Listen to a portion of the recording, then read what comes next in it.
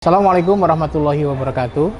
Teman-teman dimanapun berada, bertemu kembali dengan saya di channel Badiatul Mukhlisin Asti. Teman-teman sekalian, saat ini saya sedang berada di makam Joko Suro atau yang populer dengan nama Kiai Santri yang berada di Dusun Telogo Tanjung, Desa Telogorejo, Kecamatan Tegowanu, Kabupaten Grobogan, Jawa Tengah. Nanti saya akan berziarah ke makam Mbah Kiai Santri yang menurut sejarah beliau adalah salah seorang murid dari Kanjeng Sunan Kalijogo, dan ternyata di setiap hari Jumat Wage komplek ini ramai dengan para pedagang yang tentu meningkatkan perekonomian warga masyarakat sekitar. Dan nanti juga saya akan mengulik terkait dengan siapa sebenarnya sosok Mbah Kiai Santri atau sosok Joko Suro yang makamnya setiap Jumat Wage ramai dikunjungi oleh para peziarah dari berbagai daerah. Ikuti saya.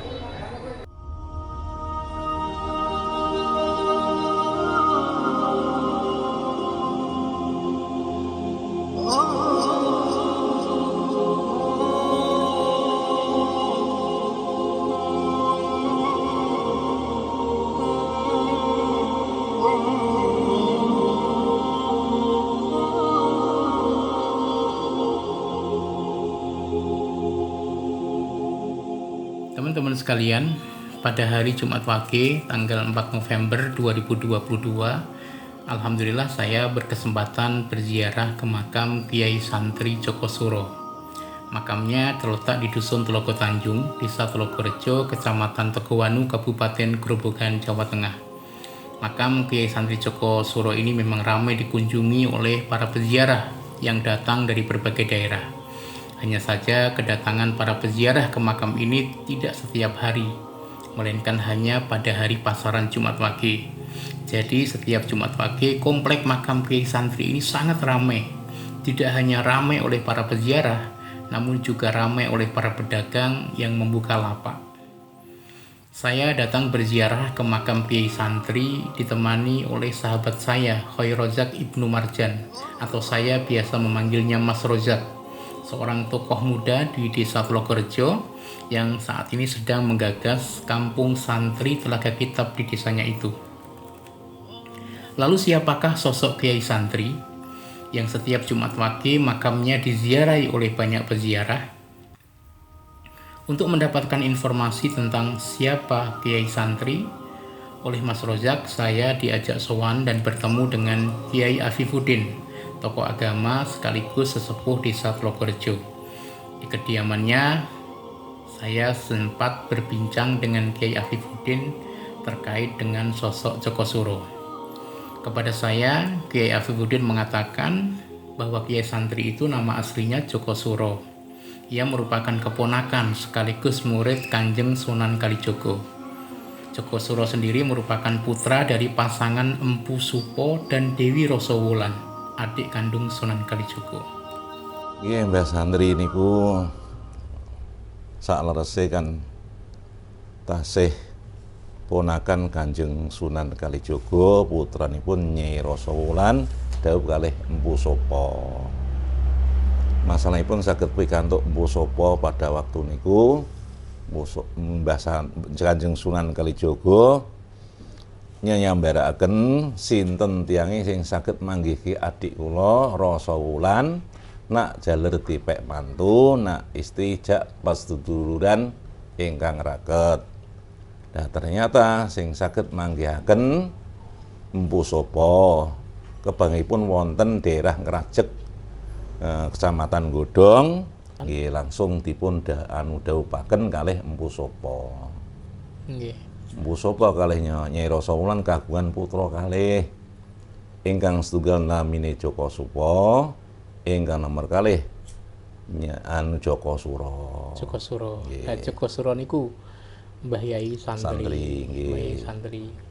Nah, pada suatu hari Sunan Kalijogo mengutus Joko Suro untuk mencari Siti Fatimah.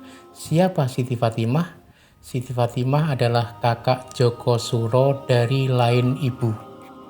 Setelah melalui pencarian, bertemulah Joko Suro dengan kakaknya yang telah menikah dengan seorang empu bernama Empu Suroniti dan menetap di Pedukuhan Cokeh. Pedukuhan Cokeh saat ini menjadi bagian dari Desa Tlogorejo, Kecamatan Karangawen, Kabupaten Demak.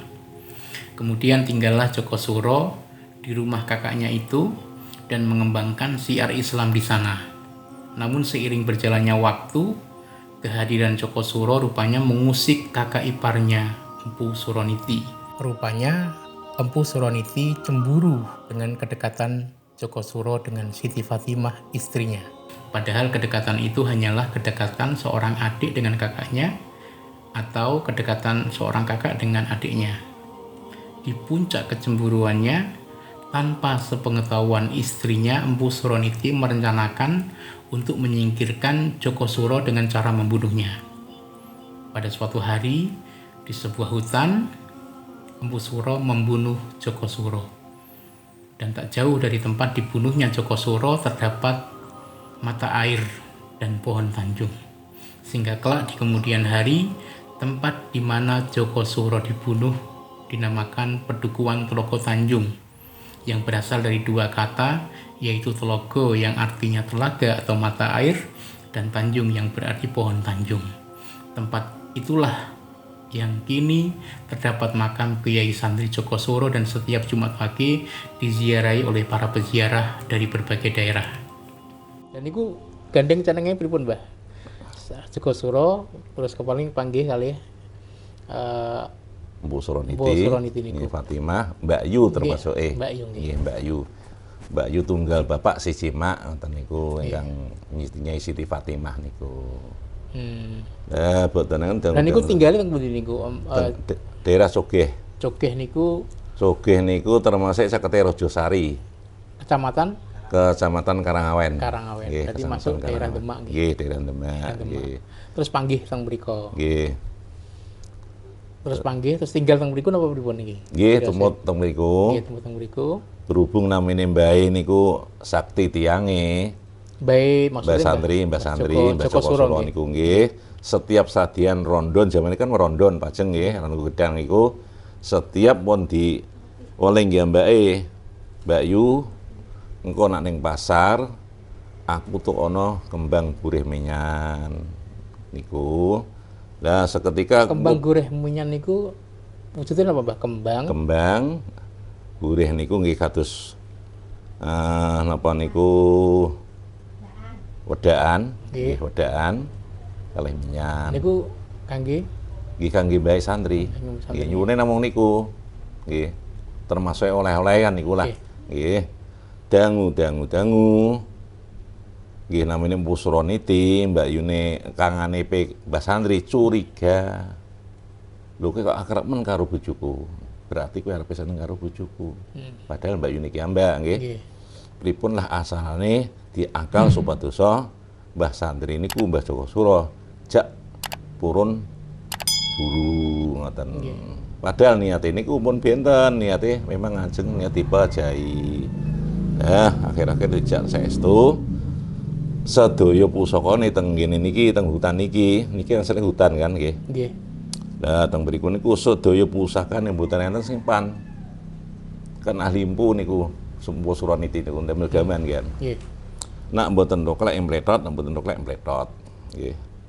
Ketika berniat ajeng mejahi membunuh Joko Suro. Nggih, sedaya pusakane mboten enten sing mempan. Nggih.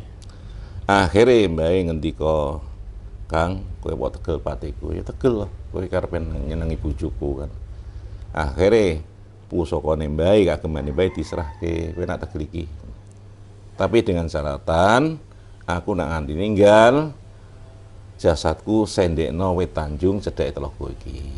Niku. Dugi sak mriki namine Tlaga Tanjung ngoten. Tlaga niku telaga, sumber air. Nggih. Tanjung niku wit Tanjung. Nggih. Tlaga Tanjung nggih. Berarti niku asal mula nama dusun Tlaga Tanjung nggih, Mbak. Nggih. Selain penuturan dari Kiai Afifuddin, saya mendapatkan versi lain terkait sosok Joko Suro. Versi itu disampaikan oleh Heru Hardono yang akrab saya sapa Mbah Bejo, seorang peminat kajian sejarah lokal Grobogan.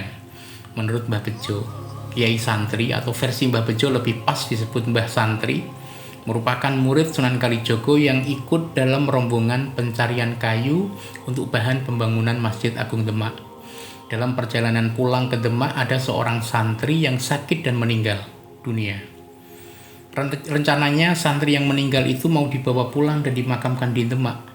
Namun karena para santri capek dan juga harus membawa kayu yang berat, maka atas perintah Sunan Kalijogo, santri tersebut akhirnya dimakamkan di daerah di mana mereka beristirahat. Sunan Kalijogo meminta agar santri yang meninggal itu dimakamkan di tempat yang dapat dilihat oleh orang yang lewat, sehingga makam itu bisa dirawat.